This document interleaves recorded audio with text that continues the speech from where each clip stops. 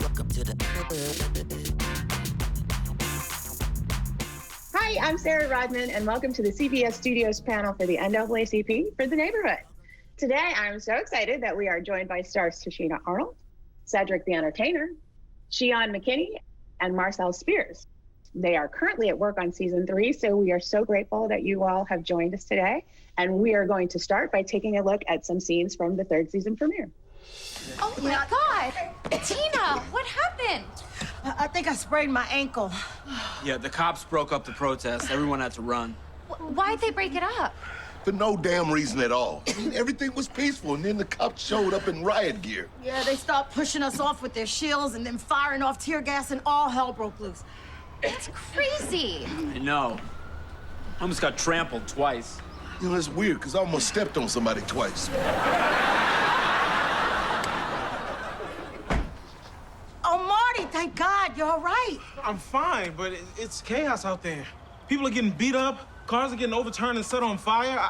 I've never seen anything like it. Marty, you're bleeding. What? Oh, no, that's just salsa. Well, I got hungry during the protest and hit up a taco truck. Well, where's Malcolm? Well, I thought he was with you. What? Oh, my God, Calvin, our baby is still out there. Told your mother that I was gonna find you and bring you home, and that's what I'm gonna do. Well, how can you tell me to quit now, Pop? Look, weren't you the one who said that you were proud of me for standing up, and now you want me to back down? Look, son, I hear you. Obviously you don't. Look, I saw my friend get beat down right in front of me, and I couldn't do a damn thing about it. I'm standing 5 feet away, and I was helpless. You know, maybe if you would have been through something like that or been there, you would understand. You think I don't understand? Boy, do you know how many times I've been there? How many times I've been pulled over saying I'm in the wrong neighborhood or questioned because I fit the description? I've been living this my whole life, Malcolm. Then why aren't you angry, Pop? I am angry. I'm angry every day. I'm angry every time another racist cop kills one of us out there, or every time the system fails us. It makes me want to burn it all down. But that's not the answer. Well, then what is? Because they are not listening to us. So what the hell am I supposed to do? You're supposed to use your head, Malcolm. Come on, man. You gotta fight smart. All right? You gotta organize. Gotta talk to your people. You gotta get them to listen. Look, they want you to fight with this. But you gotta fight with this. Because your actions, they got consequences that you may not come back from. And you can't help nobody if you dead or in jail.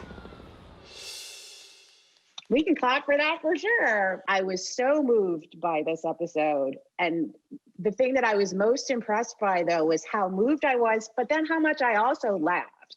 It is an incredibly difficult needle that you all have threaded here. And you each got an opportunity to do something different to tell part of this story. Rage, confusion, parental concern. Cedric, that monologue that you had in the car, I felt like you were speaking for an entire community of people. So my question is, when you all got the script for this, what were your initial reactions? Cedric, let's start with you. Because this was your idea, right? Yeah, well, you know, along with Jim Reynolds and I, we talked about this early on before, we were coming back to do the season, of course, with everything that happened over the summer, all the unrest that was going on from, George Floyd and Breonna Taylor, all of these issues.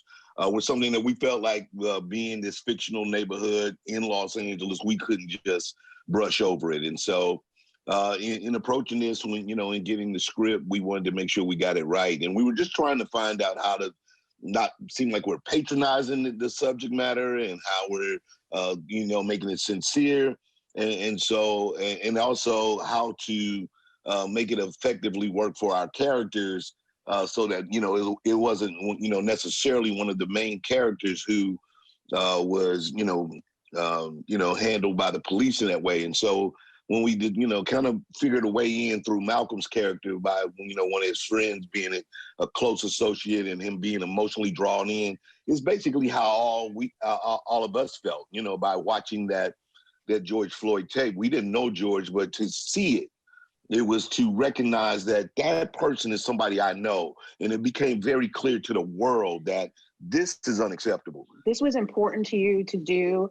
And CBS said, yes, let's do this. Let's absolutely, like you were supported in it.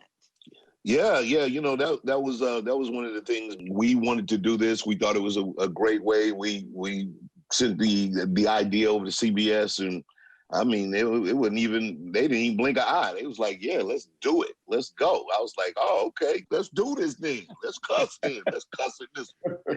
Yeah, no, that's fantastic. And Tichina, for you, I feel like your storyline, it's so specific, but it's so universal that regardless, mothers care about their children. They worry about their children. But there is an extra element for us that you address so eloquently in this show. And I'm curious, like that, there must have been a personal element for you in saying some of these lines. Yeah, I mean, it is a personal element for me, just being a Black woman in America. My story is, you know, we all have different stories, but even with me being on television and having a somewhat sheltered 16-year-old, I still have to give her a talk before she goes out with her friends, you know, what to do if she is pulled over, what to say if she is pulled over. Everything is what if. And it's this constant angst that never goes away. It just never goes away. And it's like, how do I deal with that angst as a Black woman, living in America, thriving in America, doing what I need to do? America is a tough place when it comes to being Black. You know, a lot of people see it as being easy, and it's not easy. Even in our status that we are, being on television and television celebrities, whatever name you want to put on us, we still worry just as much as the mother that works at the five and dime store. It's just, yeah, no. It's a horrible feeling. So I just wanted to make sure that I conveyed in the role of Tina everything that I could, you know, the angst that my mother and my grandmother and my aunts feel. I just tried to, you know, because there's so much we could do in 20 minutes of time. But I just wanted to make sure I did her justice and the situation justice, because it's not about Tina. And that's why I told Jim Reynolds, when he says, well, you know, I know the script, I told him, I said, the script says for me to cry. I said, but for me and Gemma to be crying, you know, one of us has, you know, I said, I personally would not cry until my son walks through that door. So that's the choice, the acting choice I would like to make. And he allowed me to do that. So it was just a group effort on everybody's part. Even the crew, the whole time we shot this show, everybody was just unusually quiet. I was like, damn, ain't nobody talking. But well, I wanted to ask about that. I wanted to ask about the mood on the set. That yeah, the mood on the set was very solemn, you know, on the, you know, the scenes that were the heavier scenes. But we've got an amazing crew. We got amazing people. And I'm really happy that CBS took the initiative to do this for a sitcom. Yeah, and I'm so interested because this is not, you know, this show's first time at the rodeo. You guys have, from the jump, done a thing that I think is so hard, going back to this concept of taking sort of issue-oriented stuff that is just stuff that happens in our lives. We don't think of it as issues necessarily, but then you like do, I mean, you're making a salsa joke in the middle of like this difficult situation. And I want to know, how hard is that to be the person that gets thrown to, you have to do the punchline now. Like, how hard is it to graft those things together when you're taking something serious, but also like real life, bringing levity to the situation? Marcel, why don't you start? For me personally, it wasn't hard at all. I think our show is uniquely equipped to do that. The thing about comedy that makes it funny is that it's true, or there's something relatable in it. There's something real in it on the other side of the joke. And it's a special thing to be able to find levity in a very intense situation, because that's how life is. And I don't want to speak for everybody else, but in my family, there have been things that have happened that were like really hard to process and really, really difficult to sort of take on. And you look at it and sometimes you just sit back and laugh at the situation that you're in, or you try to find like the silver lining or that light in it. And our show does that on a regular basis. It does it consistently, and it's always done it since season one. And I think that's one of the things that our audience can rely on the show for. They know that we're going to tell the truth, and they know it's going to be funny as hell. It's going to be something that can inspire conversation and can hopefully invoke change. Yeah, absolutely. And, there's something about landing the perfect joke that's magic, right? Mm-hmm. But Xion, for you, you have this great scene where every single one of you gets a different strand of this, and you get the rage, which I think is the hardest part in some ways. And your tone there is just it's balanced so well. So I'm curious how many takes that took, sort of what your approach to that moment was, because it was very moving. Thank you for saying that. I don't even remember how many takes we did, but most of the time, if you're lucky enough as an artist, man, and you have really good artists around you, you just have to react. And I've said it before, Cedric is a father, and he sounded like my dad. You know what I mean? And Tichina is a mother. She sounded like a mom. And I think lost in all that, Marcel's scene with Hank is so poignant because that's emblematic of what should be happening in America, those types of conversations. But that rage, you know what I mean? What who said to be Black is to be, enraged all the time here in America. And I think for me, it was just about trying to humanize it. How do we humanize this so that, America can see what we're dealing with? It's so interesting to me because of what happened this summer. I think we as a people have sort of been interrogating ourselves. Some of us have been doing it forever. Some of us just started doing it this summer. And so I'm curious for you all personally, were there things that you were thinking about this summer that you said, I'm going to bring this back to the neighborhood, back to my art, back to my storytelling about my Blackness that's important to me? Did it make you examine sort of how you were doing the show any differently? Cedric, start with you. I mean, mainly for me, I think the biggest cause was, it was like kind of beyond the show. It was all about the representation of, African Americans on television, in the executive offices. On our set, everybody gets the same love. And, nobody's like, oh, you the top writer, and then you the grip that pull the cable cords.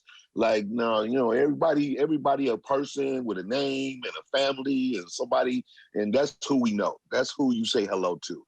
That's the kind of spirit I think is very important, especially in this world of television, where again, our voices, our stories, what it is that we're trying to say, they have to be relatable to people who are sitting up high in the office and have no idea. All they see is the numbers and going, hey, you guys are great. Saying, well, why? Why are we great? Because you understand that the spirit and the heart and the personalities of what we're trying to do, you met that person. You understand who that person is, and therefore you can understand how we relate and touch people. And that's going to make you a better executive. And now can I get my cousin a job up here?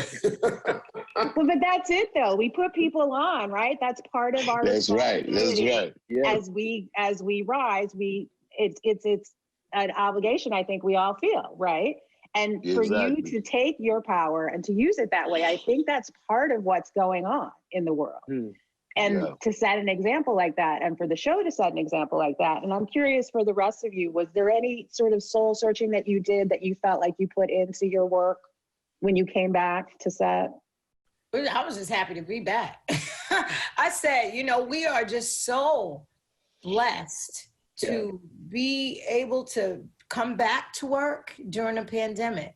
We're so blessed to be able to, have a crew and a production team and a team of people that follow the rules, because the rules changed a lot about television and how we work it and how we love it. It's changed. This is definitely a group effort, but we are just so thankful and grateful that we're back, during a pandemic, and that we're able to be in everybody's homes and make them laugh again. And they always say it starts with the head. And we got Cedric at the head. And Cedric is pure example of what a real man is. And he's a real man on every level. The type of person he is and the type of person Jim Reynolds is, it flows down. Cedric is a man of honor. He's a man of integrity, and he takes that with him on the set. You feel it on the set. He'll pray at our table readings. And I feel like taking that role of leadership and setting that intention for the space, even if you're not a religious person, to set that intention to whatever higher power or whatever source that you go to, that we are in this together. We want it to be positive. We want our work to mean something and to be impactful. We did that from day one. So coming into this particular episode for season 3 at the top, it felt like, one, it was our duty. It was an honor to do it. I was really proud of that episode, but it was something that was a continuation of how we started this and how intentional we have been from the beginning. And it starts with the head. It starts with our lead. And Marcel, your character specifically, I mean, like being successful, and it is not, you know, there was a time that there was more of that than there is even now. Mm-hmm. And so I'm imagining it's meaningful to you to have that representation. I think so. I think like this family in general, and I'm not to take away from anything that's happening adjacent to us, like all the other shows. Like I think it's a beautiful thing to see so many Black people specifically, but people of color, like being seen, being represented, showing that we're not a monolith, showing like all these different things. But I feel like it's always important to get at least one show where we see a Black family where it's not like dysfunctional. You know what I'm saying? Like so many people want to tell the story of struggle, and that is so many people's reality. And it's important to talk about those stories, and it's important that those stories get highlighted and represented. But there are families like the Butlers. There are families that have kids that are successful athletes and kids that got scholarships and went to school and like have been like started working since then. There are these parents who raise their kids up and put them out into the world and like still keep them close and like mentor them and lead them and guide them as they navigate their life. There are those families. Like I have great parents and like, even though they pushed me out of the house way early, it was one of those situations to where they were like, you can't come back in the house, but you can always come back home. And I think that sentiment and having like that Black family structure is important. And like having Marty be a part of that, like as a young millennial, like kind of sassy, kind of shady, just like intellectual, nerdy kind of kid. I think like it's important to see that too. Like every Black kid ain't the same kind of cool. And I think Marty has his own specific kind of cool, and it's important to see that. Yeah, and Tichina, you get the Nancy Meyer's kitchen with the big, I mean, like the house. Let's just talk about house porn for a minute. My God, that's like, you know, aspirational. And you all, the chemistry too, that's the other thing I feel like people talk about. You know, everybody on TV, we're a family, and, you know, but you guys, I feel like you can feel it. You actually really like each other. Like, it's a true thing, right? So if I don't like you, we ain't got no show. Yeah. I'm just playing. I mean, Sid did cuss us out about hand sanitizer, but you know what But it's an impressive. It's like it's rarer. I mean, all of you have been doing this for a minute. Like it's rarer than you think it is. And so, but I'm curious because you have this element of the show that for the white actors, maybe for a change, like it's a different dynamic for them. And I'm curious about the conversations that you all have around scripts and around ideas, if sort of how they participate in that. I am guessing they are supportive and interested. There's a lot of stuff about the white world that I don't understand. Like, I just don't. So Beth and I, we teach each other. You know, I'm teaching her slang. You know, I said, me being one of your only Black girlfriends, I will be doing you a disservice if I don't share as much as I can with you so you can understand how to talk to Black people, what to say. Because you know, you find that a lot of Caucasians they're scared of talking to Black people. They're afraid. They're literally, I've met people that were deathly afraid to talk to me. I'm like, oh, you think that I'm my character? I said, always just ask questions. That's how you start a conversation. Just ask questions. And where that conversation goes is so many places. And we literally do that on set every day. Every day we have conversations about everything. I say all the time, we got the best white people on the show. We got some good white people. Like Jim is great. We got some of the best white people on the show. And like the cultural exchange that you see happening in front of the camera and like in the script is always happening behind the scenes as well. It's an even cultural exchange. It's a situation where people come in with respect and with love, and we approach each other in that way, and we handle each other in that way. And so you can feel it. We got some good white people. Everybody, the pro level of it, though. I think that, which allows people not to be pushovers, right? And at the same time, so that you do get to the truth.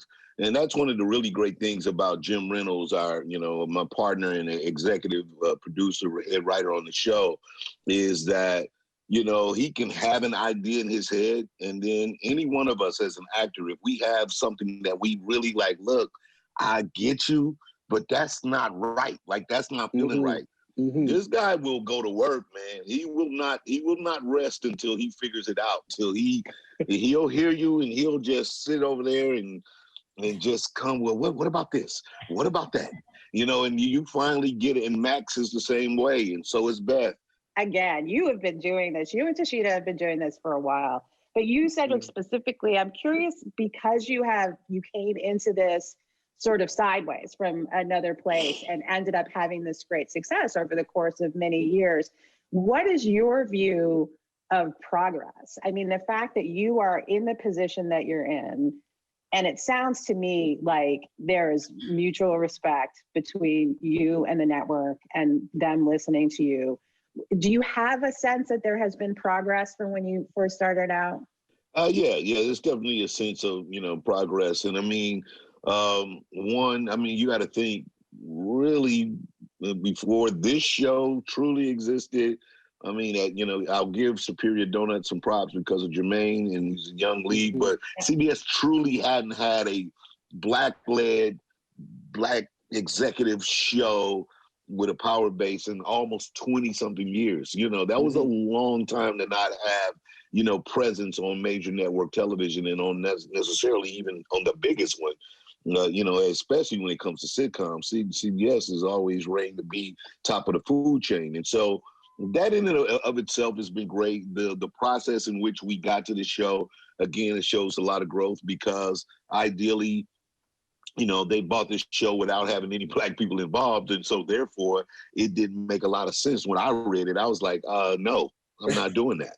And so for them to be open enough to know, like, they're going to have to, listen to what it is that I want to add, this is how we're going to make this show work.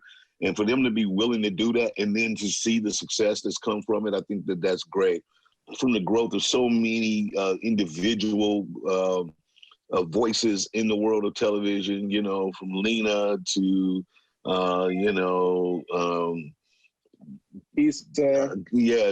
Issa and Kenya Barris and Shonda Rhimes, like all of these. Even Tyler, of course, like all of these individual voices are now things that, again, we gotta recognize we did not have them. Even from the producer point, like Will Packer and all those guys, like, people just, they didn't have space to where we can just come in and create. And so now, you start to see, more movement there, and we just continue to push the door open so that, again, generationally talented people like Marcel and Shion, guys who have shown that they have unique skill sets, as they grow, they'll be able to, that these doors and these spaces are open to them, and they can go right in there with, like, hey, I got this concept. I'm going to take it to another level. And that's very important. And I think that that's definitely starting to happen since I've started. That's for sure. You all really have distinctly made these people, they're a family, but they are very different people. And I don't think that that's always the case in a show like this, Black, white, or otherwise, that there is a sort of comedic sensibility that it sort of infests every character. And so there's a voice. And so I'm interested in terms of shaping your voices. Shion, let's start with you about, like, building this character over time now going into season 3. What are the important things to you about this character and about showing growth? I think, again, for me, the approach is always to humanize as much as possible. And I say that because Black people are still fighting to be seen as just human in this world, and especially as an artist, to be able to be somebody who's personally, like, from the projects and came into this industry without whatever background, and to play a Black kid who doesn't have a job immediately puts me in this stereotype. And that's what America will see him as. He's Black, he ain't got no job, he's XYZ, and all these labels are put on me. If he were white and didn't have a job, they would say it's the economy. And that's the reason that he doesn't, and he's struggling, but he's still a good person. And so for me to be able to go, you know, there are times where I'm like, if I feel like something's a little too goofy, then I'll be like, nah, I don't want to do it that way. I'm going to play it this way. It's important that America sees Malcolm as an individual, as a human, as still a great person, a really smart kid who's driven, who just happens to be was out of work for a period of time. And he's finding his way like so many people, unfortunately, right now in America who don't have a job. Doesn't mean they're bad people. It may mean we have a horrible government, but that's another story. But you know what I mean? It just means that these people are trying to find their way. And Malcolm is a human being trying to find his way in this world. You know, as the EP, that was Malcolm's character is one of the characters we had to defend the most early on. And this is mainly that comes from your folks too, you know, your own people, because we just don't want to see, you know, ourselves in the mirror, if you will, sometimes. And yet, you know, what we were showing and what I thought is very important in you know, and of course you always have these ideas that if we can get to season 5, 6, you'll see this maturation, this uniqueness that is what life is all about. But we got to start in this place. We got to start where everything is lost. It's not what you think it's going to be. So we can show you that it is about growth. It is about believing in yourself. It is about those small baby steps. You're not defined by where you are the moment somebody sees you and says, that's exactly who you are. You're like, no, like, give me till next week. You'll see a whole nother person. So that's very important. And we had to fight for a lot of that because it was the pushback that we got that makes you want to get off your game real quick and go like, well, maybe we should give him a job real quick. Like, no, let's just hang in there, man. This is a good story. This is real stuff right here. This is good stuff right here. That's it. We're all different, y'all. And that's what you guys are showing, which I think is such a remarkable thing. And especially now in a world where multicam sitcoms are like in a totally different place than they were during Good Times and the Jeffersons and All in the Family and some of the precursors to this. But you guys have truly succeeded. And I'm curious if you have any sense, either from talking to people or just doing the show yourself, what you attribute why the show resonates with people that it does. Because I mean, even you have to be a little bit like, yeah, we're doing it. I always ask people, you know, when I'm on social media, because I always like to know the good and the bad. And I actually became more in awe of this character, Tina, because literally prior to me was only Isabel Sanford. I am the second Black mother on CBS since CBS has been in existence. Wow. Every time I think about that, I take everything into consideration because I want to leave a legacy of good work on this show. I want this show, because this show is already going to leave a legacy. And I want to, you know, put my little stamp in it because there are so many Tinas. There's so many, you know, Malcolms. There's so many Martys. You know, there are a lot of characters that we play. These are real people. So we always want to do people their justice and tell as many stories as we can. You know what, Tichina Arnold, that's a perfect answer. And we are now out of time. I'm so grateful that you all were able to join us today. I wish you all health, happiness, and prosperity in the new year. Let us hope that things improve, and we look forward to more of The Neighborhood. Thanks, y'all. Thank you. Thanks, Sarah. Appreciate you.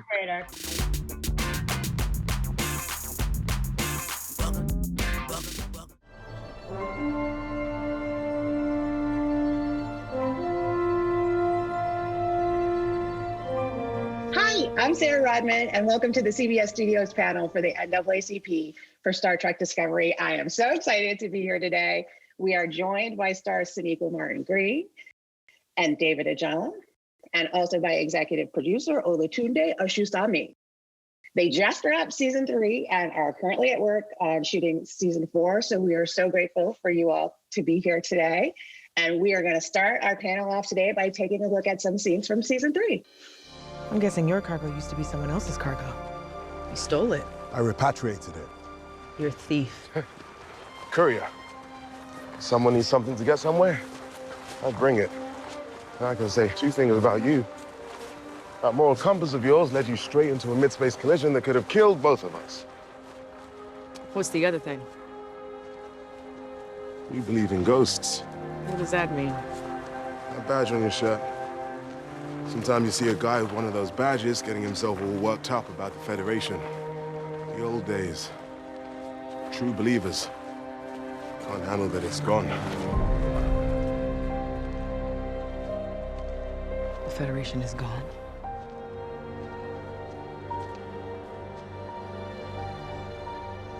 That's impossible.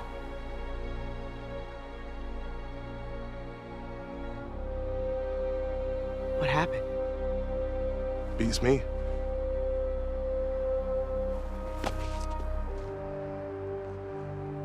What happened?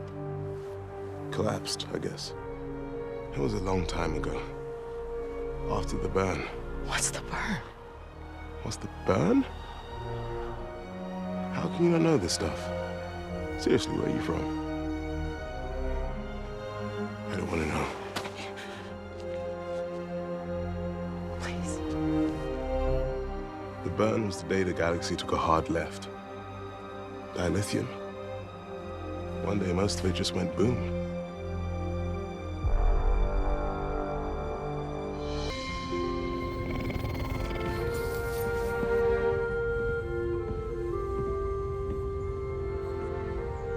You got the data, didn't you? I did. And you're not leaving, are you? No.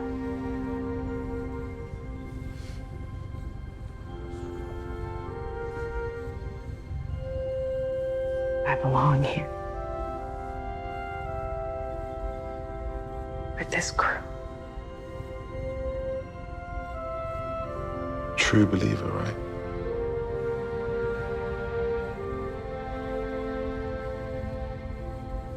What does that mean for you?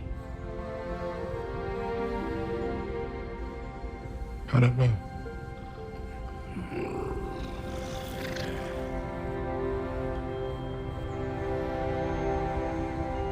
You feel like home. So do you.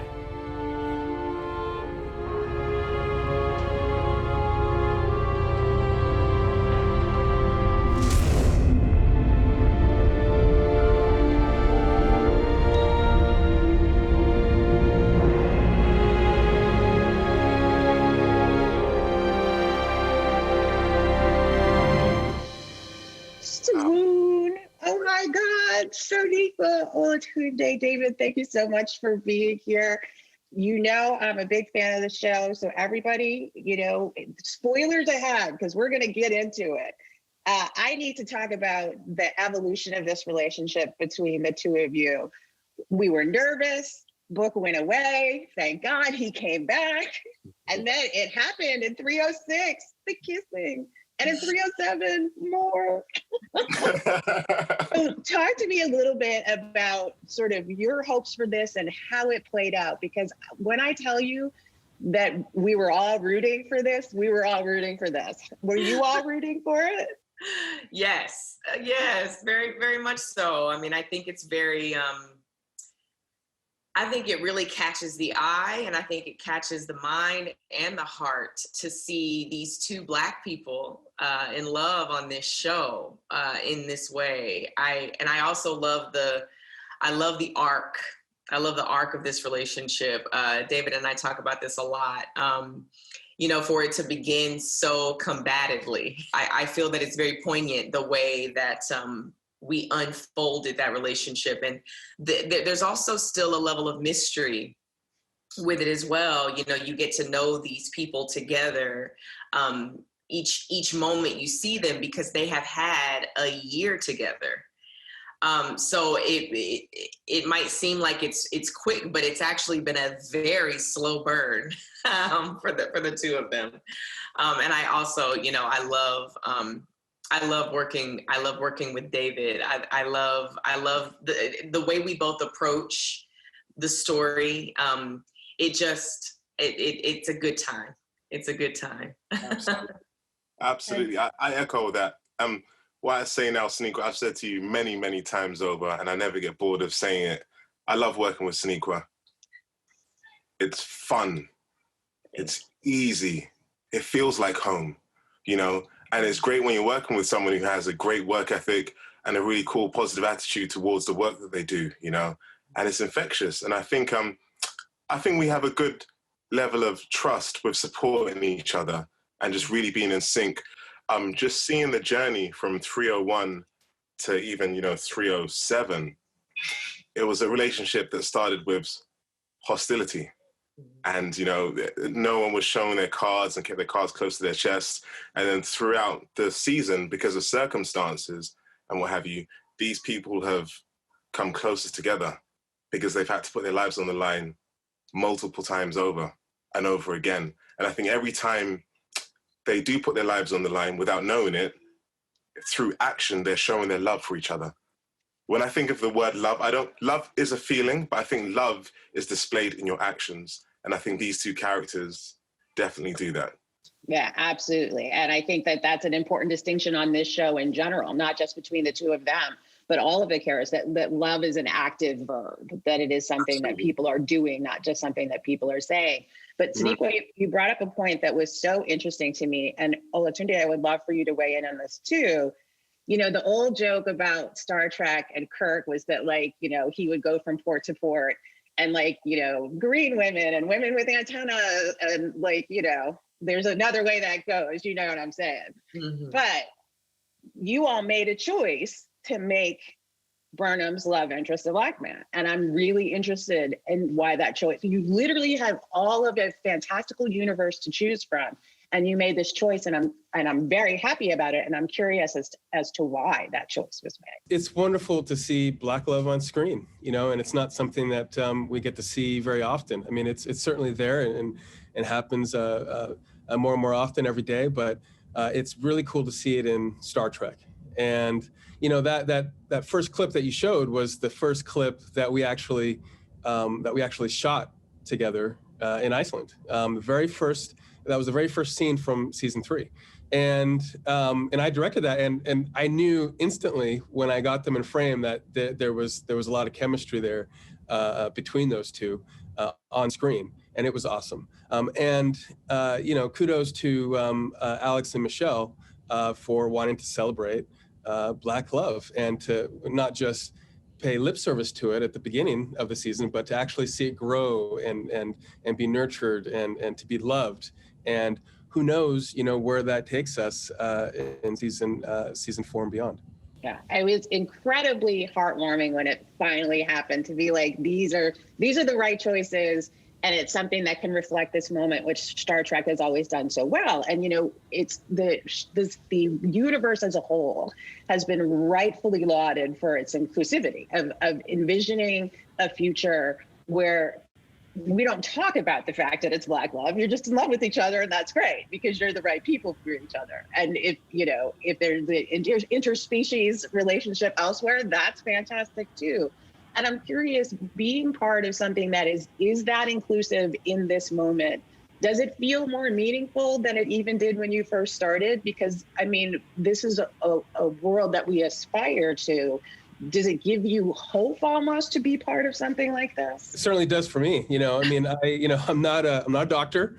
I'm not a surgeon of any kind. I am a filmmaker, and so the best thing that I can do, I feel, is put something meaningful into the world that inspires and gives us something to aspire to. And that is, fortunately, it's Trek, and so we've got all this diversity. We've got Sonequa, we've got David, we've got Michelle Yeoh, we've got Wilson, we've got all of these, wonderful different types of diversity that we're able to weave a wonderful story, and it's an exciting story. It's a science fiction story, and I think it's been really quite amazing to be able to be a part of something like this. David, can you talk a little bit about, not that you were antagonistic necessarily at the beginning, but you definitely you were skeptical about this apparatus, this, sort of, lack of a better word, corporate apparatus. Yeah. And then you joined this thing and really bought in. How was that for you, following your character's arc? I think, it's a joy getting to tell this character's story and being a vessel, but vicariously, I get to enjoy the audience's discovery and reaction of seeing Cleveland Booker growing, and in spite of himself going, you know what, I made a mistake. My preconceived ideas weren't accurate. This federation and what it stands for is exactly the same thing that I do. I just didn't see it. Cleveland Booker's been a guy who's been affected by circumstances, and it's formed his identity, and it's also formed his purpose. So when he did have that initial interaction with Michael Burnham, the only reason why he decided to take her on his ship is because he saw something in her eyes that he recognized, and it's purpose, selfless purpose. You know, and even in that moment of that scene playing out, he didn't give anything away. He takes Michael Burnham on his ship, and then so the relationship and the journey begins and continues. I often say this as an actor and also as a character for Cleveland Booker. I think for myself, working on Star Trek Discovery, I'm in the right place at the right time. There's something very spiritual about this process, and I just feel like I was meant to be here. And I think Cleveland Booker, meeting Michael Burnham, he was in the right place at the right time. And I think it will bring out the best in him as he collaborates with the Federation. Yeah, I mean, one of the things that was very meaningful to me watching that Book ends up becoming this, because of his empathy, because of the sensitivity that he has, he becomes integral to the actual movement of the ship. There's something about a strong Black man also being that sensitive, which I think is a really wonderful role model in a sense. And is that something that struck you about the character, that duality, that resonance between like, I can kick ass, but I also have a soft touch? Absolutely. I think it was really important to see the various nuances and shades of a Black masculine man, you know, that he can be more than one thing. Very, very important to me. I enjoy being the guy who kicks ass, and I also enjoy being the guy who rolls around with a big old Maine Coon on his neck. I love it, you know, because you can be various shades of wonderful Black, you know, and if people can see themselves inside of the different versions of Cleveland Booker, then that's a wonderful thing. Yeah, absolutely. And speaking of people seeing themselves, Sadiq, I want to ask a couple things about your look. And I was so pleased to hear that not only are we seeing diversity on camera, but we have diversity behind the camera for Discovery as well. We have members of the crew and crucial members for you, hair and makeup. I'm very different Burnham than I have ever been. And that's for a lot of reasons. And it was very important to represent that physically and aesthetically. And at the time, Ryan Reed was the head of our hair department, wonderful Black man, and also Shauna Llewellyn is the head of our makeup department, and Gersha Phillips is the head of our costume department. And so we have these Black folks that came together and, you know, and basically strategized on how we could symbolize this change physically. Something I love about the representation that we have on our show is that it's not just about seeing it. You don't just see yourself, you see yourself at your highest potential. One of the things I love the most about being Burnham at a time like right now is because you have this leadership, this grace, this honor. It puts you at ease when you can come to work and you know that there are people who understand where you come from. They come from the same place, and then they understand where this character comes from. And you know, these people are doing big things behind the scenes all the time. So seeing these heads of department make decisions for this show, you know, and we have diversity in other places as well, all across our company.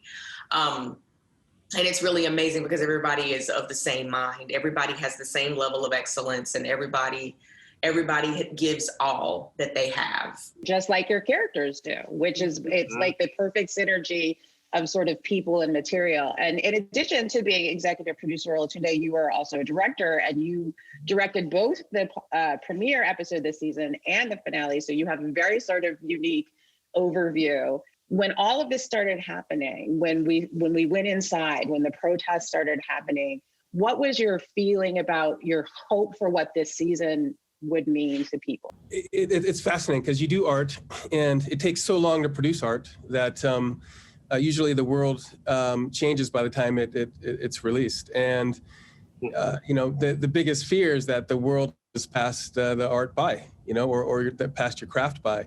But in this situation, somehow we were in sync, and it really took my breath away because, here you had the burn, which is, allegory for the pandemic, and here you also had the Emerald Chain, and the atrocities that it was committing, which was, people were protesting within the show about as well, and to see them both be resolved in such a beautiful way was really quite great. Yeah, absolutely. And for all of you, I'm really curious because this year has been tough in so many ways, but many of the Black people in my life, myself included, members of my family, people in my wider world, we have been looking at ourselves in the mirror in a different way, I think.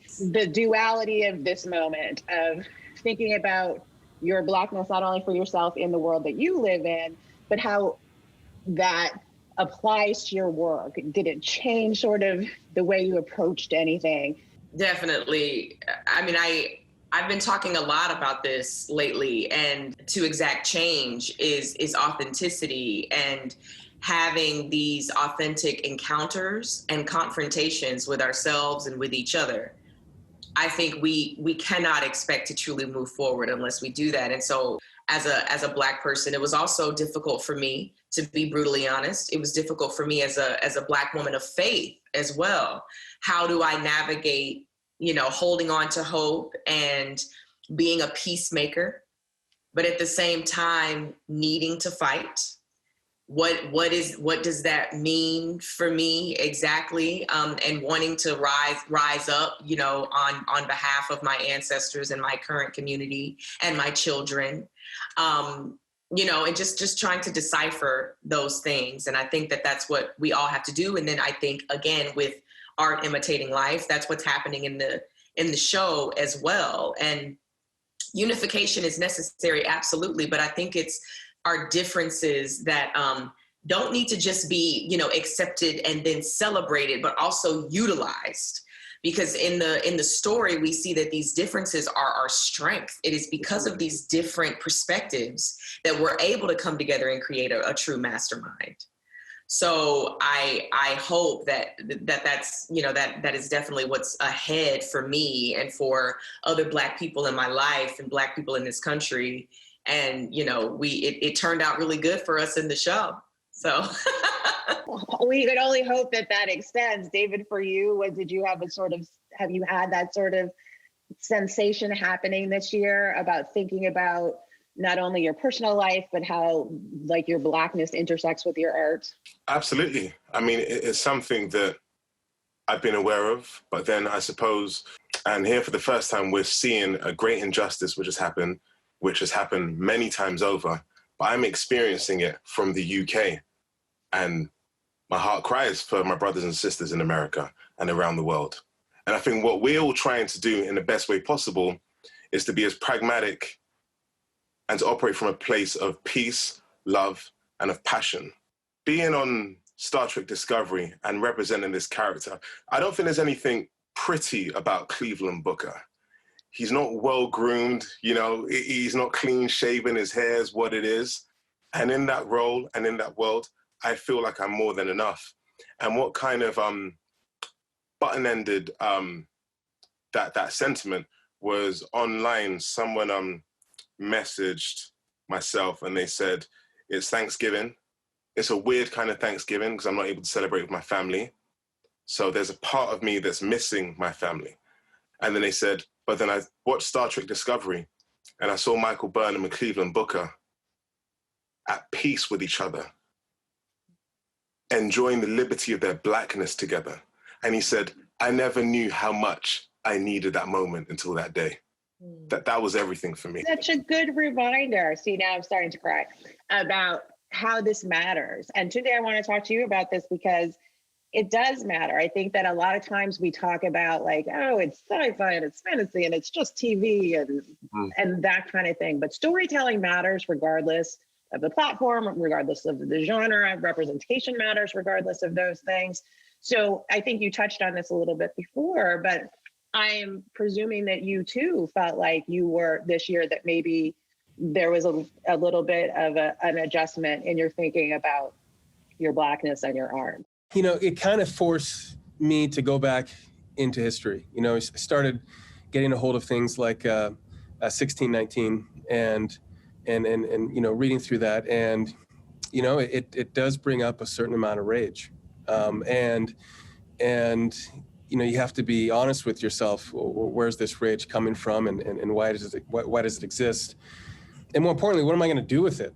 You know, and it's, you know, I do feel very fortunate to be able to channel that rage into something very beautiful, hope and peace and inspiration, and to throw myself even more thoroughly into my art, and to you know, be very thankful that I am working on Star Trek, so I have a direct outlet into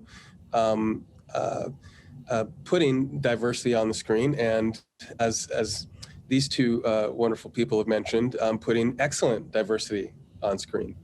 And you know, it's you know, diversity and equality and you know, fighting for these things. It's constantly nurtured. You know, it's constantly maintained, and it doesn't just you know, you don't just do it and walk away. It's a struggle that will continue in order to reach a certain level of balance, and so, you know, this last year has reminded me of that, and focused me on that, and makes me very mindful of pretty much every creative decision I make, you know, whether it's a macro decision on who should be represented in a scene, or whether to go get a close-up of Soneqa's hair in the final scene of the series. Well, here in perfect setup, there is a thing that happens in the finale, so I'm warning you all again. It is the most joyous thing, maybe, that has happened, and I believe we have a clip of that. So let's take a look at one of the most joyful things that happened on Star Trek Discovery.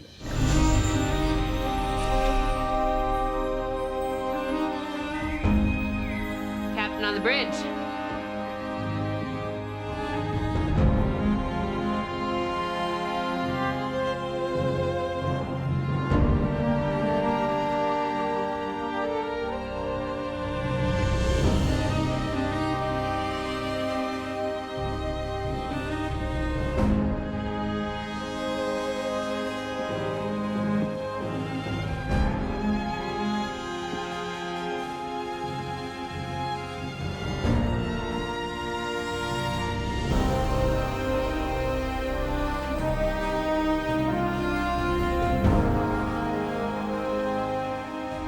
What's the latest?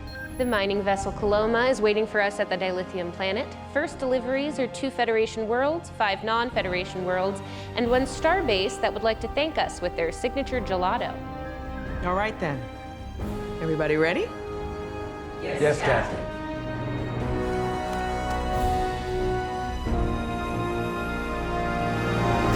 Let's fly.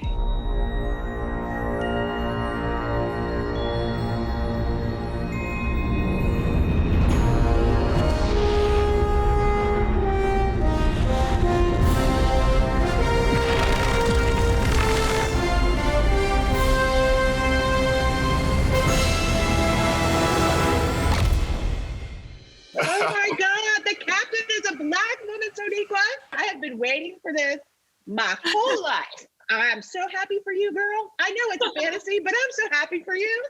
Yeah, thank you, Sarah.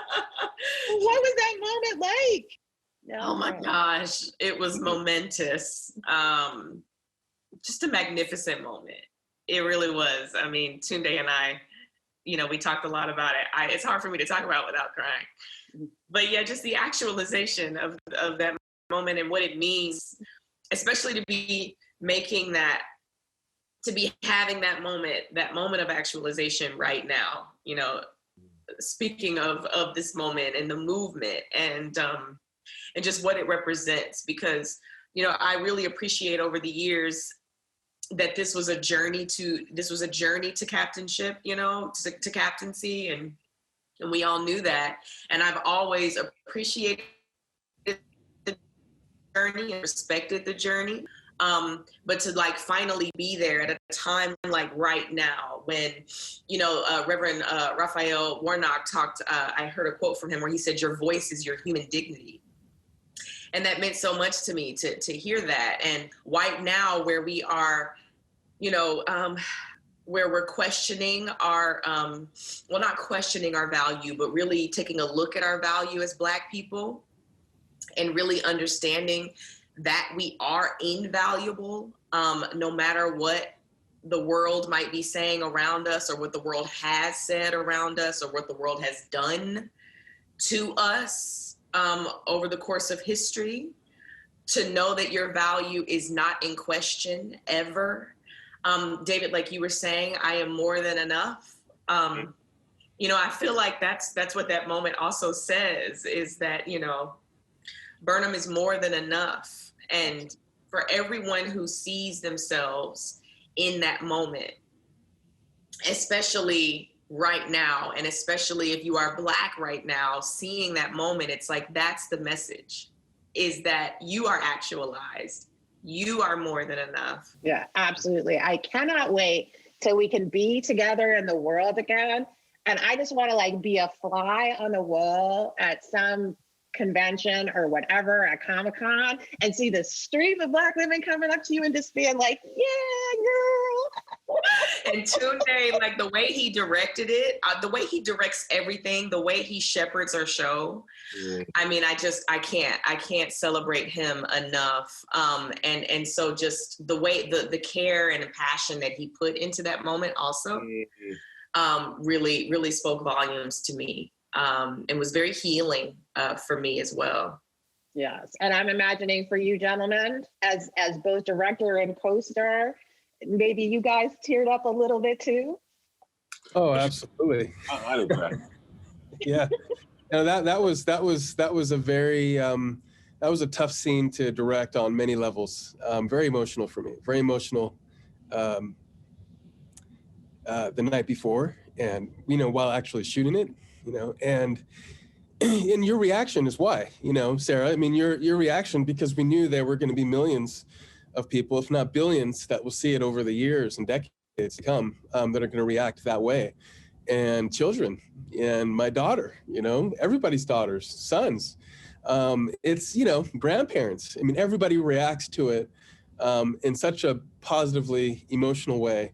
And it was very important to put a Black woman in that chair with the hair that she wanted, and to know that this woman was powering a starship, one of the most unique starships in Star Trek history, and was doing a phenomenal job at it.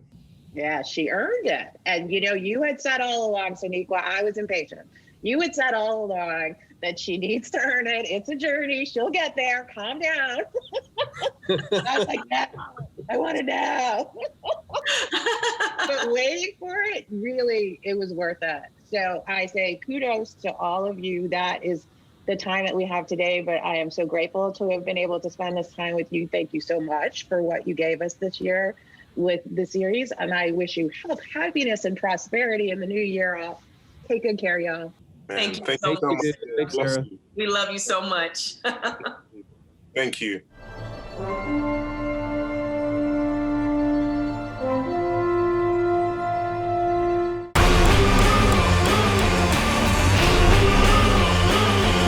Greetings, everyone. Welcome to the Good Fight NAACP panel, part of the CBS Studio Blocks.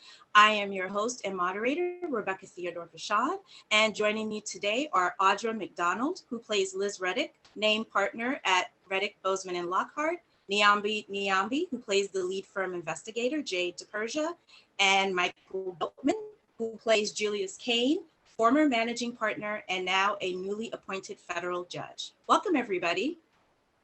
Hello, thank you for having us. Hi, Thank hello, you. Happy New Year, happy 2021. Happy New Year. Yeah, Happy New Year. Happy New Year. And to you. Yeah. So, I mean, I'm a huge fan of the show, and it's just been great to revisit season 4, which we'll be talking about, in particular, episode 403, The Gang Gets a Call from HR. which amazingly enough talks about the election, reparations, and the N-word. A lot of good stuff here. So we will start our panel off by playing a clip from episode 403. Excuse me. Yeah. Jay. I think we should put it on the table. Put what on the table? It's uncomfortable to pretend that someone didn't violate the space, so let's just talk about it. Who filed the complaint? Jay, that is completely inappropriate. How can we have an honest conversation about reparations and the things black people in this country have experienced when we're tiptoeing around how this complaint is being handled? Everyone in this room at this firm has the right to go to HR as they see fit, without fear of retribution. I'm not talking about payback. Okay, Jay, I don't need you to fight this battle for me. It's not for you. I think we all have a right to know. Oh, come on. I'd rather cut my wrist than go to HR willingly. What kills me is that this company is more concerned about making sure that they seem racially sensitive instead of actually being racially sensitive. Yeah, that quote was heartbreaking. And the only thing that person got from it was that a bad word was said. It's intense. Yeah, welcome. Yes, it's a violent word with a violent history. But black people reckon with it every day. It's our word. If we use it, if we don't use it, when we use it, where we use it, you don't get to have an opinion. Autonomy over that word is our reparations. Then good. You don't need us white people here anymore. Just wait. No, you heard him. He doesn't want us here. I think we should go back to the original group on this project. Hang on a second. You don't know for sure that it was a white person who snitched. It could have been anyone. Yeah, well, I think we know who the most likely suspects are. Go to hell. Hey, just show some respect. I agree with Jay. This conversation has completely derailed ever since we changed the group dynamic. It's still important to get different perspectives and points of view. But clearly there's a limit. There's always limits. And the person who always gets to draw the line, regardless of race, is the person with the most power. Adrian, you hold the power in this room and out of it. Sometimes people have to find alternative ways to level the playing field. And that's exactly why departments like Human Resources exist. So, you filed the complaint. Don't answer that. He has no right to ask. It doesn't matter who filed it. And I don't care who the N-word belongs to. Every black person should have the choice not to hear it in their workplace if they don't want to, especially when it's literally part of the employer's policy. We can all come up with reasons why we don't want to hear the word, but when it comes down to it, you're confronting the past, and it's painful. And there's no avoiding it. So we're supposed to confront the past between depositions. Oh my. So in this episode, oh dear. So in this episode, we understand that the DNC, the Frank Landau character, has basically approached Reddick, Bozeman, and Lockhart in an effort to re-engage African-American voters for the upcoming election. What were your respective reactions when you got this script, when you knew you were going to do this episode? I'll start with you, Audra. Well, the wild thing about working on The Good Fight and working with Robert and Michelle King, the creators of the show and the showrunners, is that they seem to be psychic. And usually when you get a script and you finally get your hands on a script, there's always something in the pit of my stomach that goes, oh no, because whatever it is that they're tackling is either something that's happening right now or is about to happen in the future in real life. For some reason, they just have this incredible ability to sort of gauge what's happening in the world and then see where it might go. So when I got this script, I was actually very pleased because it is something that has been an issue with how the Democratic Party engages the Black community, the Black and Brown community. And that episode aired, I can't remember when, I guess in April, and we see what happened in the Black and Brown community being engaged in the way that they were and being engaging themselves within this election.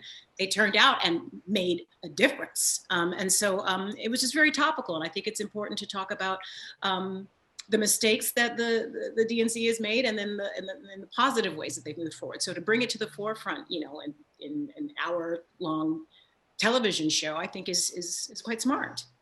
So I was very pleased when I saw this episode, when I saw the script for the first time. Right. So Nyambi, I love your character because Jay DePersia is the troublemaker. I love that. So your character in this episode, basically, because what I love is when the question is asked, what is the biggest issue facing the African-American community? And there's just like dead silence. Everybody's like, I don't know. And then we get all these answers. And then Jay brings to the table the idea of reparations. What were your thoughts when you got the script? Well, everything that Audra said, I piggyback on. The Kings have an amazing way of just being, forward thinking in terms of like what are the topics that are really important to actually have. I think it's what are the topics that we're scared of, or that we're frightened about talking about, and it's like, oh, well then let's talk about that. That's what the show does. And so when we got the script, I was like, oh, we're gonna bring that up, or we're gonna talk about okay, all right, let's do it. And I feel like other than, of course, in our legislation, in the courts, in the political stratosphere, where else can you actually tackle these issues? You can tackle it through art, and I felt like it was just an awesome thing that we're actually going to have a conversation about reparations, about the N-word, and just in terms of the licensing of it. I was just really happy, and I'm always proud of the work that we do on our show. Great. So Michael, your character Julius Kane, I find really fascinating because he's sort of a Black conservative, a Black Republican, and always brings a different point of view. And I think generally with the show, when we have these scenes with the meetings with the partners of Reddick, Bozeman, Lockhart, it's this great spectrum of diversity, because as Black people, we're not a monolith. We have all sorts of different thoughts and opinions. What were your thoughts on the script and just representing that segment of Black conservatives in our community? Well, my first thought when I got this script was that my character's off doing because he's been made a judge this season, and so he's sort of off in his courtroom doing other things that I get into in that past season. So my first thought was, no, oh my God, I can't believe I'm not in the scene with every other Black person on the show, and for the very first time. And I've been a part of a lot of great scenes. I've been a part of a lot of great scenes like that in the boardroom. And so that was on the one hand, it was exciting because my character was going off to do something else, but at the same time, I miss being with my friends and my coworkers, and being a part of a scene that I can tell you always makes me, both Audra and Niambi have talked about that sort of psychic power that the Kings have, but more to the point, it's also a sense of just the timing of our show is always so, I hate to say timely, in the sense that,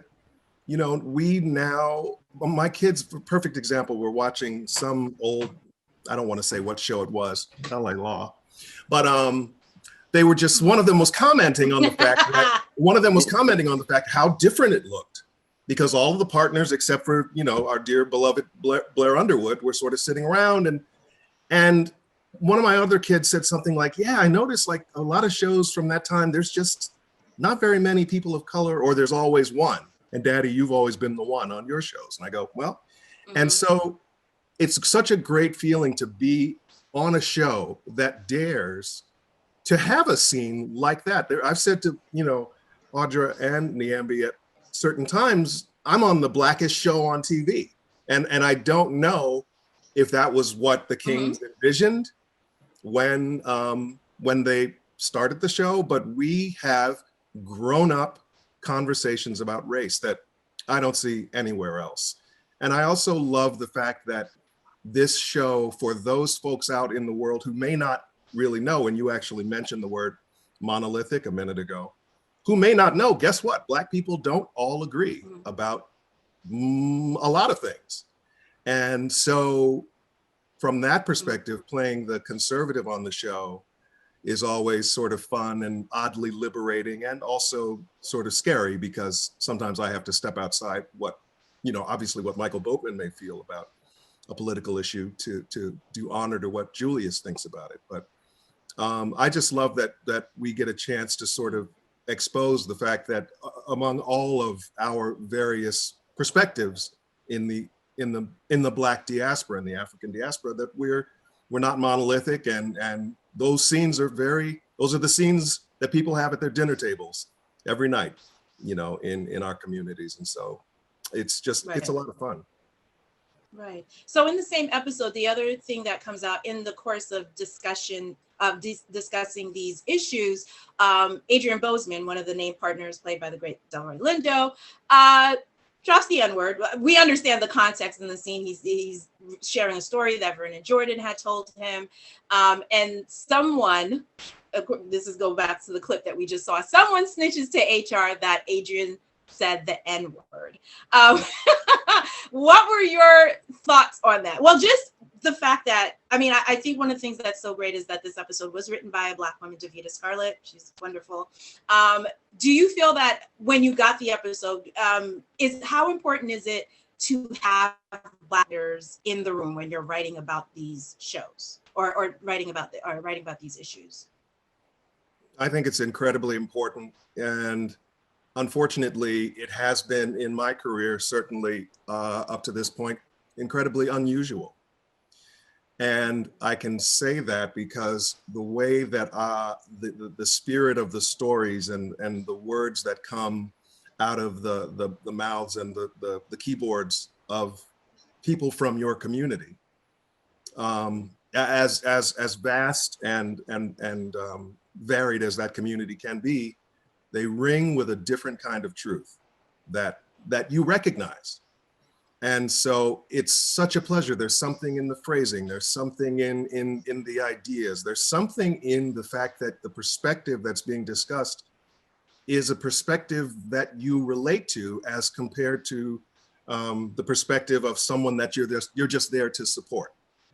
You know, I've certainly been, you know, in enough projects, sort of the understanding Black neighbor or Black best friend, but here we are driving the narrative in a very different way, and it feels truer, and it's a pleasure to be able to work on a show that welcomes that change.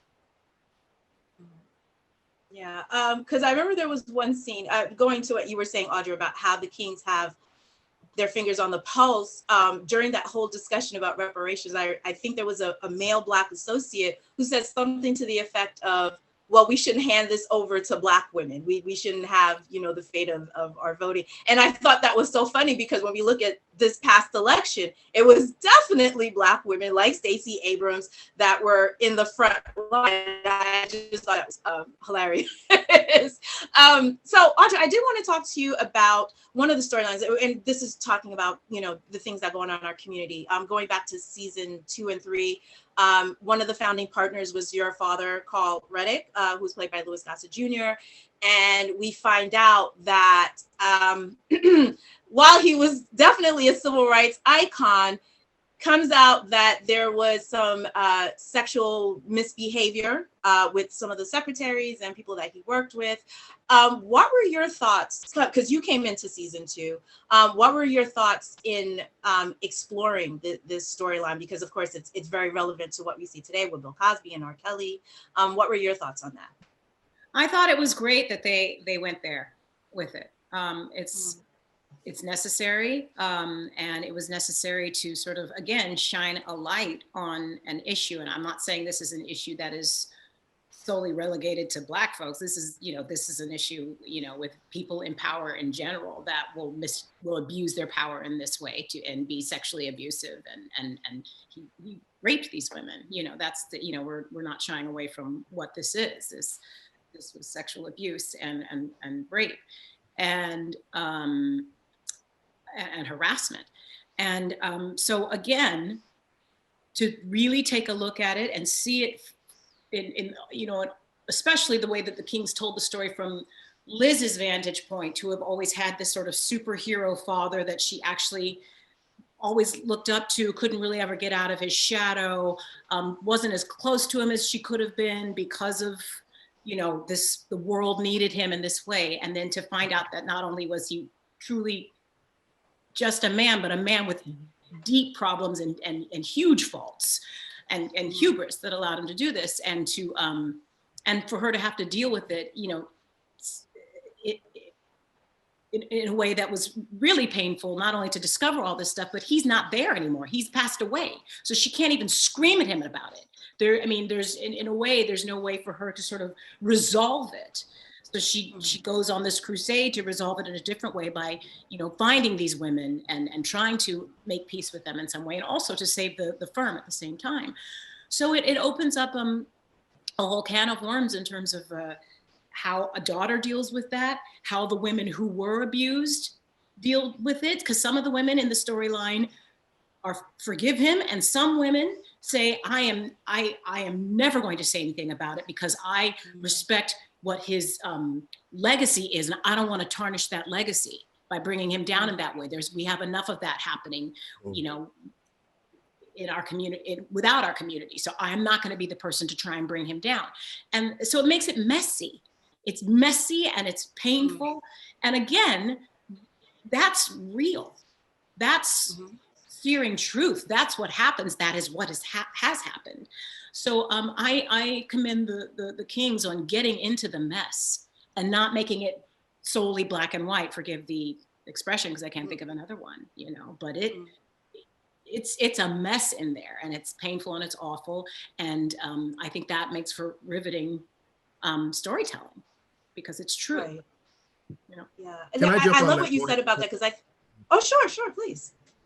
Because Audra's, apart from her performance being just heartbreaking and unbelievably great, and the writing in that episode being great, but what she said about the mess, I think far too often African-American characters in more sort of traditionally sort of focused programming, we don't get to be messy.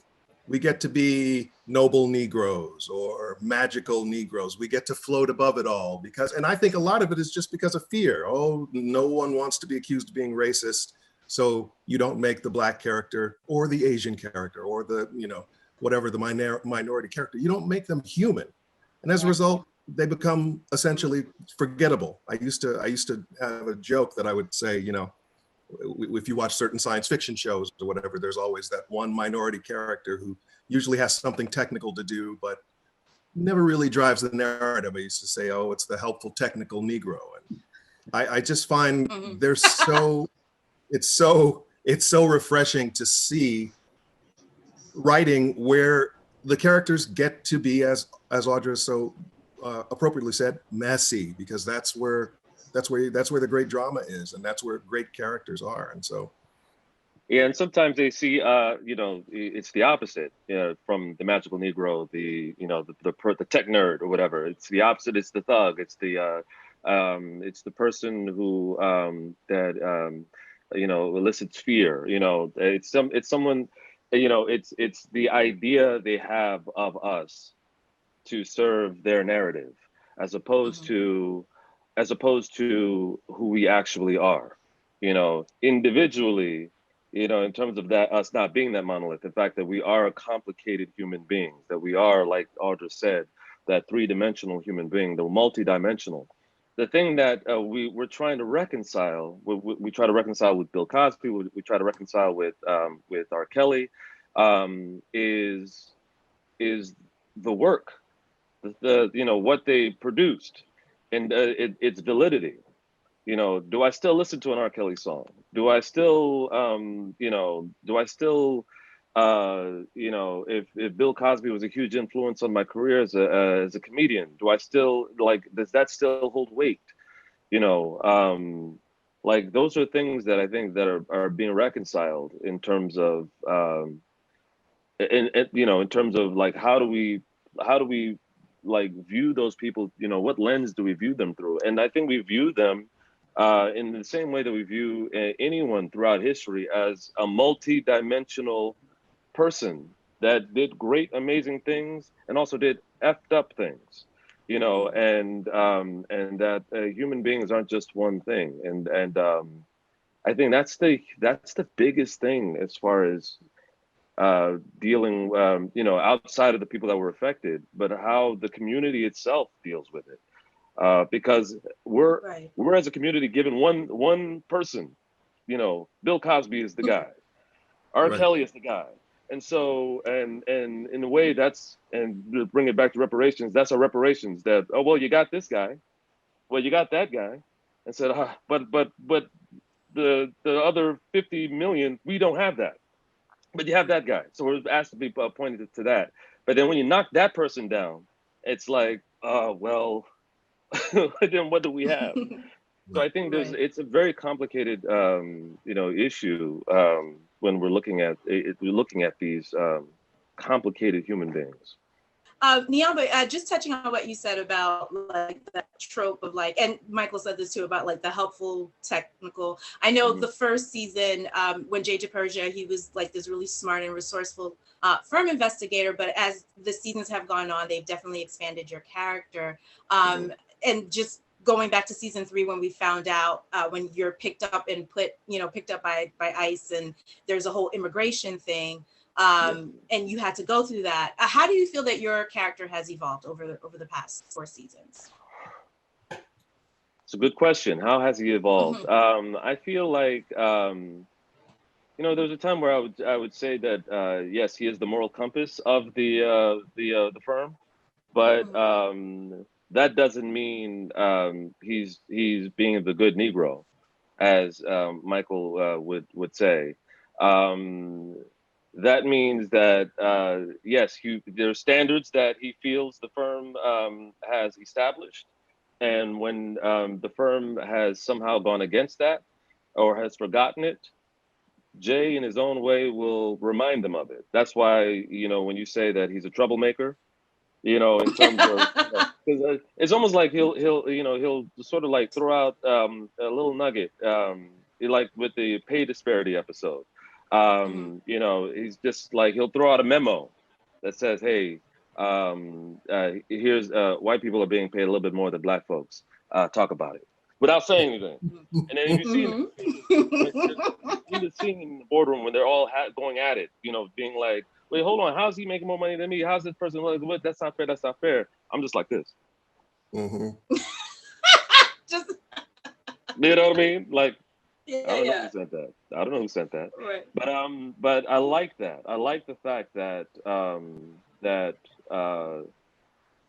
that I may not like. Yes, I have good intentions, but doesn't mean I go about it in like wholesome good ways. Like I'm not afraid to. Jay is not afraid to upset the apple cart, and I love that. And I think that's the beautiful thing about how it has evolved. I'm excited for next season to see how it moves forward. Because unfortunately we stopped a little early, and I had some amazing stuff with Sarah Steele, who plays Marissa Gold, that had us outside the firm, and we saw some even more some hijinks happening that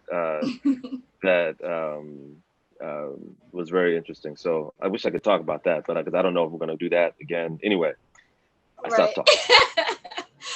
Well, Michael, I wanted to ask you the same question because, we were introduced to your character back with The Good Wife and now with The Fight. How do you feel that Julius has evolved, especially with this season? I mean, he finally gets what he wants. He's a federally appointed judge. And then, in the season premiere of episode 4, be careful what you wish for. He's a judge, but then this whole shadowy conspiracy of Memo 618 comes through, and he has his own moral quandaries that he has to overcome. What were your thoughts on that storyline, and how do you feel that Julius has evolved on the show? Well, interestingly for me, having never mentioned his politics on the old show, I wasn't on obviously every episode. I was on a lot of episodes over many years, but we never talked about his politics. My thought about Julius at the time was that he's the firm's hatchet man. He's the one who comes in that has to do the dirty work that, no one else wants to do, because that's sort of what I did, on the old show at Lockhart Gardner, or with however many, iterations of that firm there were. And so when the Kings approached me at the beginning of this show and said, oh, and by the way, we think he's a Trump supporter, I sort of follow that I never chew, but He's a what? Yeah, we think he's sort of a, an undercover conservative. And what was scary to me about it, look, if they had said that to me, if it was a whole new show, whole new character, we want you to come in and be this arch conservative, great, that's fine. No, let me tackle that. This, for me, involved, how do I sort of dovetail that with the stuff that I thought about this character in the other world? You know what I mean? And that's a purely sort of actory thought that nobody really would ever care about other than an actor, but I'm the one that still had to do it. And so what I had to sort of find for myself was a way to make all of those things honorable in the way that I always sort of try to, honor the characters I play. I didn't want to play stereotypes. And at the same time, I also didn't want to play into the negative feelings that I was having at the time about a certain group of people, be they whatever, side of the political stripe they may be on from me. So I didn't want that to sort of creep in. I wanted to find a way to say, how do I do this? Why would I do this? Why would I support this person and these ideas? And what it sort of made me realize was all of the ways, and to go again back to the sort of diversity of the opinions of the Black community, it sort of helped me tap into the sort of conservatives in my own family who probably all voted Democrat, certainly, but we're all from the South and we're all military people. And I was born on an army base, so I was able to find the sort of conservative streak that made sense to me. And then through that it sort of branched out from there. Now, I think the evolution has come about in the sense that, as I say, and I think it may even be this episode 403 or 402, as my character says, it's like when they're toasting me out as I'm about to leave the firm, it's like, we're family.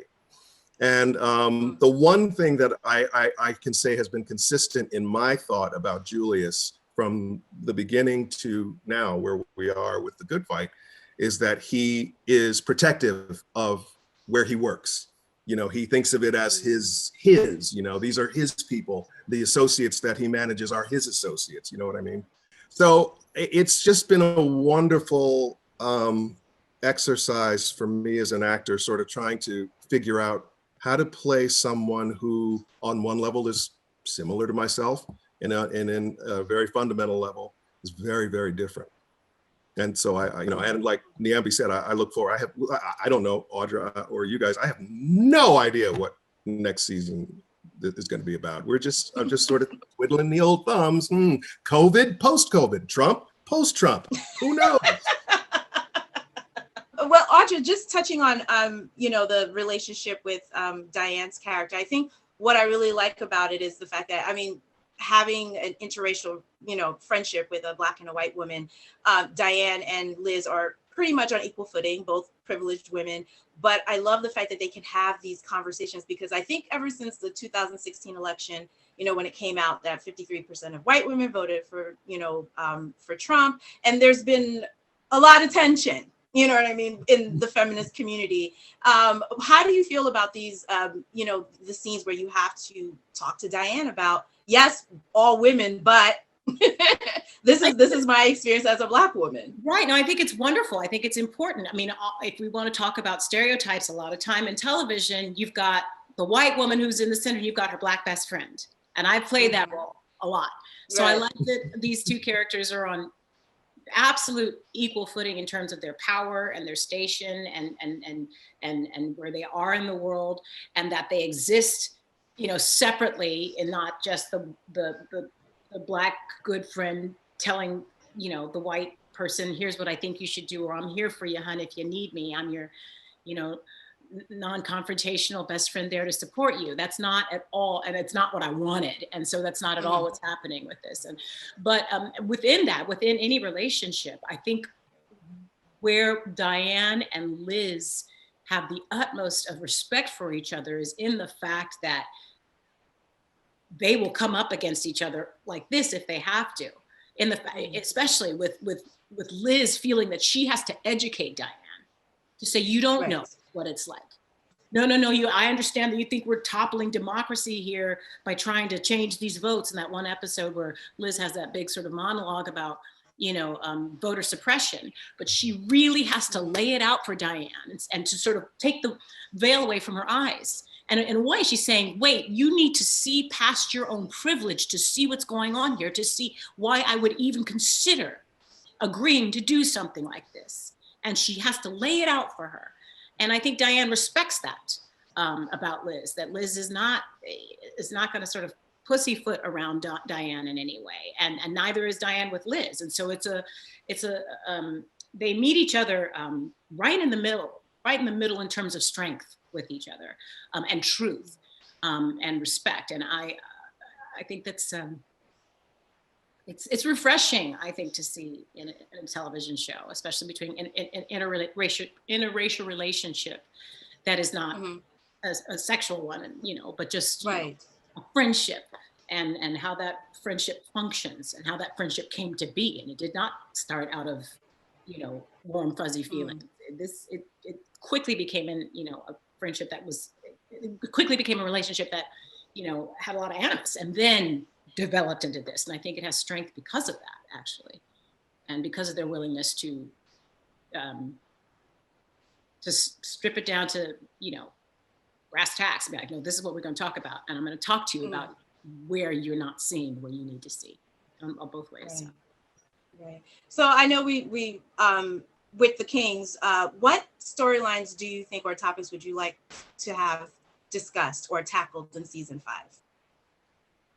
Boy, I can tell you, just as a fan of theirs, as a fan of the show, and as a fan of shows, I don't really think there are shows like our show, but as a fan of what I think they're doing, boy, oh boy, this is the stuff we're talking about every episode, and the stuff we're talking about right now in this moment. This is what's happening in the country, and this is the time and the hour when this seemingly sort of widespread, I hate to use the term, awakening about race, a reckoning certainly seems to be happening, and it's way overdue. And I think when it's handled honestly and with the kind of integrity that they're encouraging, boy, it just makes for just great watching, and not to even mention doing it, acting in it. So I hope we, stay in this arena. I mean, one of the things Audra just said a minute ago about all of her scenes, not all of her scenes, but many of her scenes with Diane, that I love, is that, and we all have had these moments, but I think that Audra's scenes with Christine bear them out really well, in the sense that, I mean, Christine Baranski and Diane Lockhart are feminist icons. You know what I mean? But guess what? You don't know everything. And there's a whole realm of which you've been ignorant. And of course, of which many people in the majority population in this country are also ignorant. And when, you hear the term check your privilege, like my daughters tell me sometimes, which is unbelievable. And I'm in this. Wow. Right? Wow. But wait a minute. But yes, this is a time when privilege is being called on and called out and recognized. And I think I don't think we can go back. So forward is, the best way to go. And I hope we stay moving in that direction. Niambi? I mean, it's funny you said that phrase when you said we can't go back. I remember when President Obama was elected, and just having a man like that in the White House, in the Oval Office, I said, we can't go back. Like, how can we go back? This is amazing. He's setting the tone for what future presidents should look like. Wow. And then when he graduated, when he left office, I'm thinking, okay, well, what's the next, evolution of that? It's, like they say, the pendulum swings one way, it's going to swing the other way. And of course, and so, to think about what storylines, would mean I'd have to be a psychic too, because they're going to bring up something that is that I'm not aware of in the future down the line. I think one of the things I can say, to piggyback on what Michael Boatman said, it is Boatman, right? Boatman said, is that is the fact that I don't want it to be a trending topic. I don't want it just be something that's a trend. That it's got to go beyond just a trend. Like, it's got to be something, in terms of the awakening. The awakening happened, and then it slowly sort of went away. It's not in the forefront of people's minds. I think people were trying to find ways to how can I look like I support Black people? How can I look like I'm not them? I'm one of the good guys.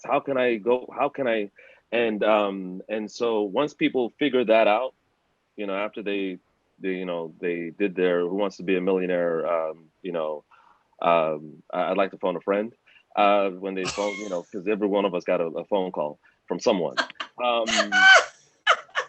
I feel like once they figured out, I can do that, I'll do that. And so, whatever it is that, that made them feel like they did their part.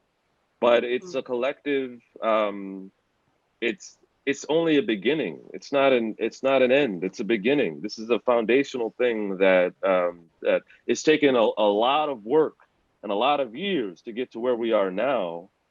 It's going to take a lot of work and a lot of years in terms of where we are now in terms of the struggle. It's going to take a lot of years and hard work to come out of that.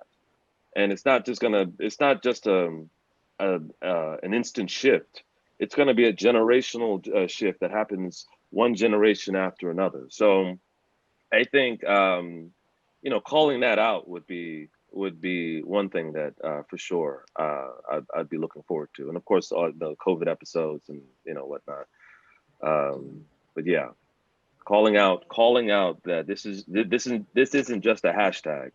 This is some real stuff that needs to be dealt with on a daily, moment to moment basis, long term, for the rest of our lives. Can I say, as the sort of optimist of the group, I think that the most interesting thing about the future, apart from it being where the kings hail from, is I think about it this way. My children, my oldest is 21 and my youngest is 16, have all grown up with the Black president. And in their lifetime, they will have seen a Black female vice president, all within boom, boom, boom, relatively short amount of time.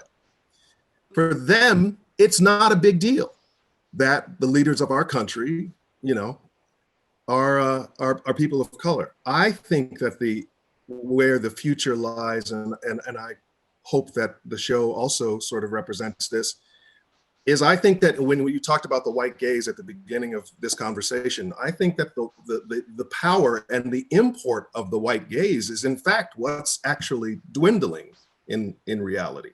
We've all seen it, we've all felt it, we've all been at its mercy, and now it's dying.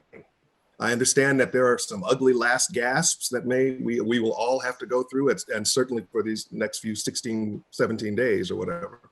But I think that what our show seems to find its strength is in finding other gazes, non-traditional gazes, the Black gaze, the Black female gaze. You know what I mean? And I'm coining those phrases sort of as we go, but those are, listen, we all know what happened with the Democratic Party under the management of Black American women in this last election. That's real.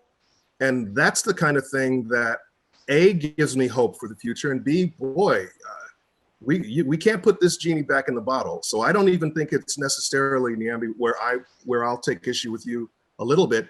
I don't even think it's necessarily about them pretending or not pretending. I find the white gaze increasingly irrelevant.